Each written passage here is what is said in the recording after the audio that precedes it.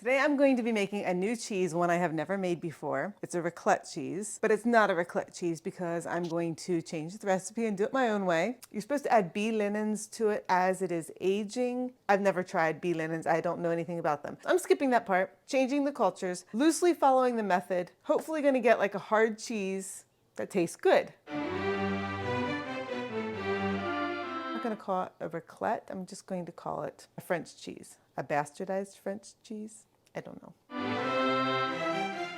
have 7 gallons of milk here. It's supposed to come to 90 degrees.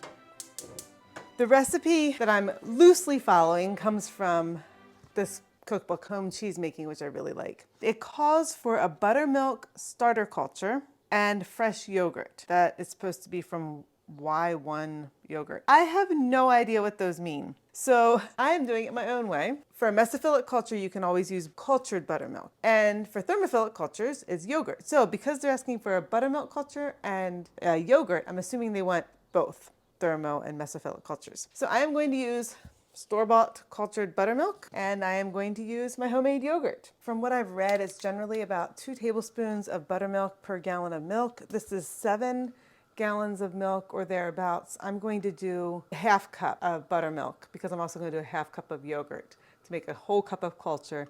So this is 8 tablespoons of buttermilk. I think it will be enough.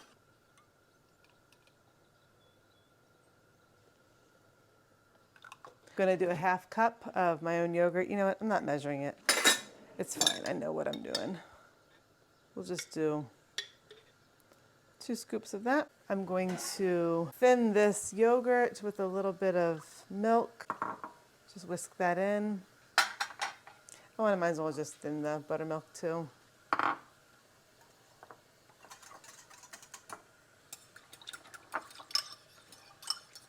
Something that confuses me about this recipe, my understanding is that mesophilic cultures are to be used for cheeses that are kept at lower temperatures, use mesophilic cultures. Cheeses that are kept at, or cooked at higher temperatures, like 106 and above, use thermophilic. Mesophilic is buttermilk, thermophilic is yogurt. This one is calling for both buttermilk and yogurt. However, the curds don't go above 100 degrees in this. So it's not really a thermophilic cheese. So I'm not sure what this is doing. I'm pretty sure it's going to work because I have some of both cultures in, but I don't know why they're asking for the yogurt when it's not a high temperature cheese. It's going to be the calcium chloride. Let's shake it. And it calls for 1 3/4 teaspoons, that much. I dilute this in water. It is at 90 degrees, so we are going to add the calcium chloride.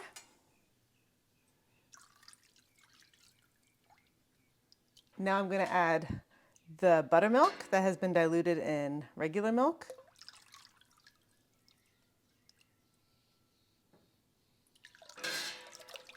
Now for the yogurt, which I'm going to strain through because sometimes there's little bits of lumps.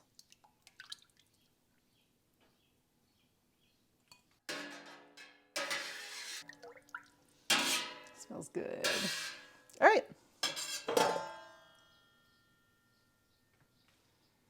I'm gonna let this rest for 30 minutes. This cheese calls for less rennet than normal, a scant ½ teaspoon. Add a little bit of water to dilute it. It's time to add the rennet.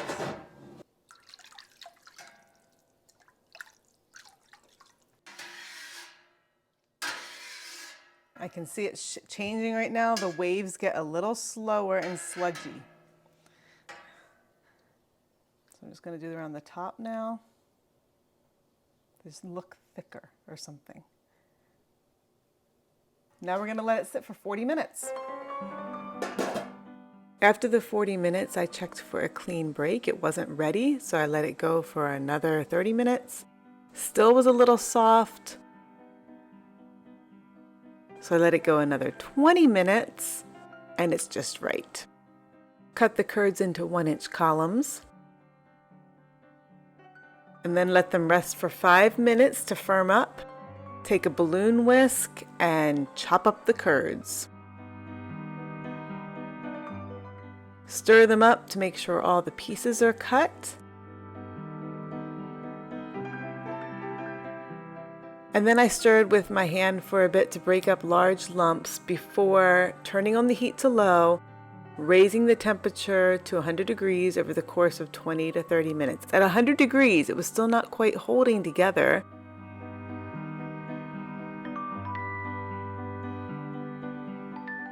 So I just stirred them off heat for another 20 minutes to firm up.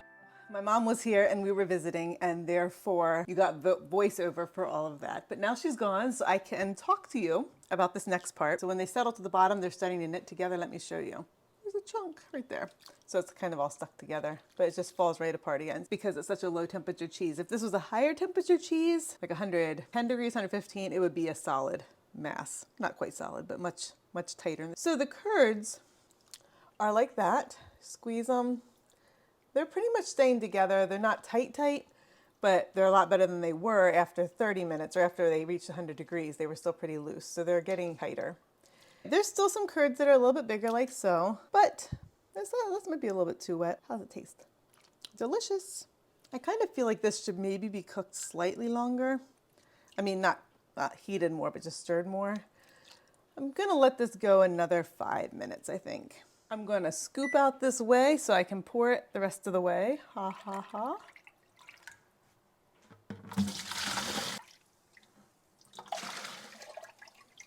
Ooh, getting curd.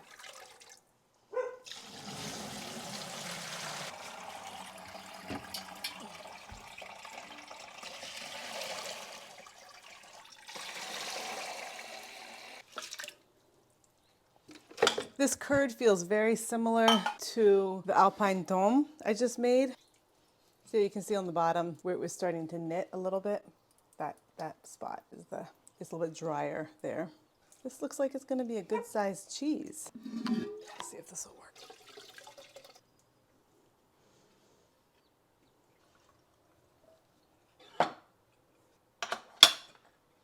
It says to weight it at 25 pounds. It's going to go down quite a bit in the next little while. Looks lovely. Would you like to see? Lovely cheese. This would be so good just like this. But I'll wait.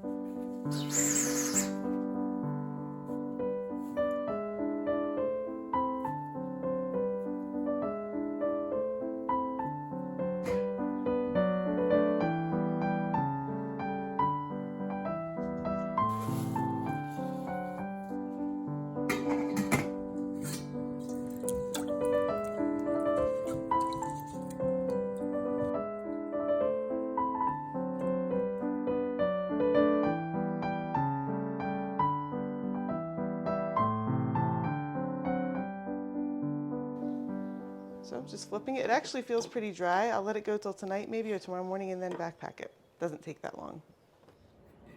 It is now feeling really good. I'm gonna be ready to seal up tomorrow. Good morning, it's Monday and here's the raclette cheese. It is ready to be vac-packed. It feels firm. It's not hard. There's a little bit of a sponginess to it or a little bit of a give, but it feels like there's a rind on the outside. Slightly buttery, not really. So we're gonna vac-pack it.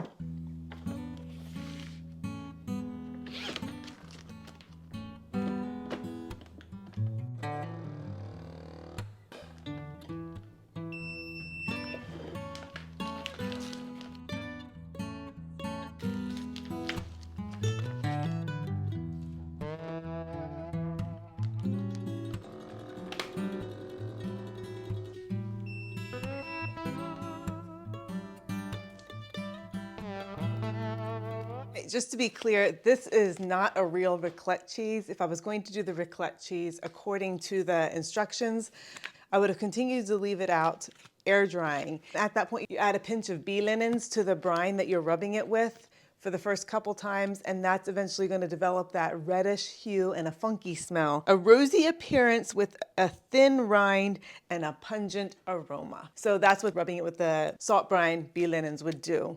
I'm not doing that, obviously. I'm just going to age this. It's kind of a Riff, raclette Riff. So anyway, this is going down to the cheese cellar now, to the cheese fridge, where it will be there for 4 months at least, and I'll be flipping it weekly.